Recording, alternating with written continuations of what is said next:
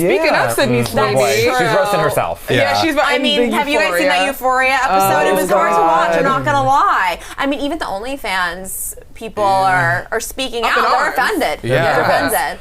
I get like the whole OnlyFans storyline on this show because obviously OnlyFans has become a huge thing in society, but like why what like the way that they're doing it is so bizarre, and that's always the thing with Euphoria. It's like the storylines themselves make sense, and then the way they go about the details are just so bizarre it's hard to keep watching. Like literally like physically watch. I feel like we've driven off the cliff. Yeah. Like I feel what is the show? It is a gnarly crash. Yeah, how did we even get here? No. Like this last episode, I think what was trending is that she turned into this like Godzilla That's like the first 2 minutes. That's how the episode starts. Or even like in the beginning, it's so gross. It's the opening scene where she's showing her feet and she's like dressed as a pig and saying like this little piggy. It's like disturbing. I want to know who she pissed off at Euphoria that she's doing all these humiliation rituals because that's what mad this at her is. because she was skyrocketing in terms of her talent and the project she was in. And listen, obviously Euphoria is still a huge deal to be a part of, but like, girl, she's getting destroyed out there. I feel like I'm gonna call it. She is very much Cassie. If I in real life, Artist imitating life here. Exactly, and not to say that she would be doing all those things in real life, but I just feel like to sign yourself up to be, disrespected and humiliated like this, I can't rock with it. Isn't there an agent or a manager that's saying, hold on, like Sam Levinson? I mean, even there was like a scene where she was doing press with podcasts, and it's like she was saying things like, oh, I feel like if a man nowadays just say he wants like a woman who cooks and cleans, it's like as bad as saying the N-word and like, oh my God, girl. It's just like, that's just not. Like it's just so out of touch. It's so out of touch. Bad. And unfortunately, she's so famous that like, of course she's acting and this is a show, but I think it's, the backlash is getting drawn out on her as well.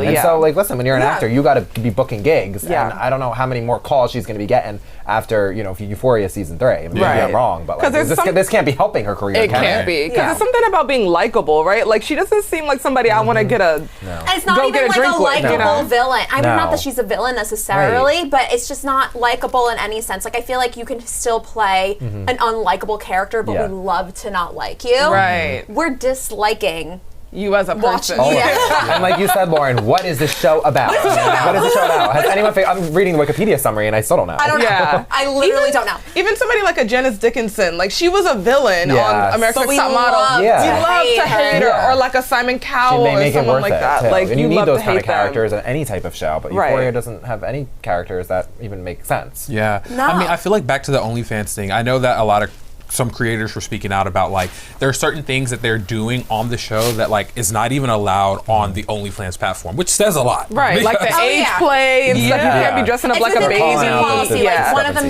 with like the baby scene where she's like in a diaper, I think. It's so disturbing. Like weird. And it's like I think isn't it in the user policy with OnlyFans you can't imitate minors or anything like that. But it's also like why would HBO even allow that to even be aired? Like honestly, it's disgusting. Like, and I feel like after the whole Idol situation and the blowback that he's received from that, or the former cast, former cast members from Euphoria, like they should have like nipped this in the bud. And OnlyFans consultant needed to be on set of Euphoria season 3. Right. Okay, it doesn't seem like there was one. I know, and especially because I feel like we're at a point where the stars of Euphoria are A-list celebrities. I feel like they have the authority and they're established enough to push back and say, I'm not comfortable with this. Especially someone like Sydney Sweeney. I feel like she wanted to, she would. Obviously, I'm not in the business. I don't really know the ins and outs. I don't know the limits, but I'm assuming. I know that money works though. Money does talk, and maybe she wasn't initially on board, and then they cut another check, and she said, "You know what? Give me the dog money and the fame." Like I feel like the headlines are probably blowing her head up. You know what I mean? We're talking about it right now. We sure are. And like I feel like even in real life, I mean, the OnlyFans people who have spoken out, especially in a recent Variety article,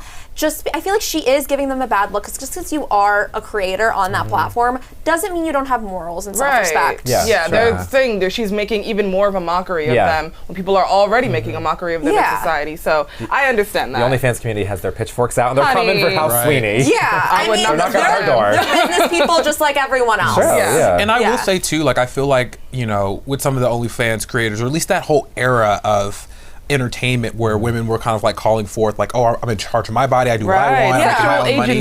Exactly. And then to kind of have her on the flip side, like showing herself as like I don't know, like, yeah, like I should be able to cook for a man. There's nothing wrong with that. And men are, so defenseless. And she also said something also in that podcast scene where she's like, oh, I feel like now men nowadays are practically just treated as second-class citizens. Like, it's just not. That's a false equivalency, sweetie. Patriarchy, sweetie. Oh my God. Let's take a gender studies class together. You and me. I know. Let's check now. And then she's like, oh, the more controversial things she says, like the more money she gets and the more attention. And I get that, but there's a line. Like, let's not glamorize this. Right. Yeah. Because you also may have, like, young girls who look up to you.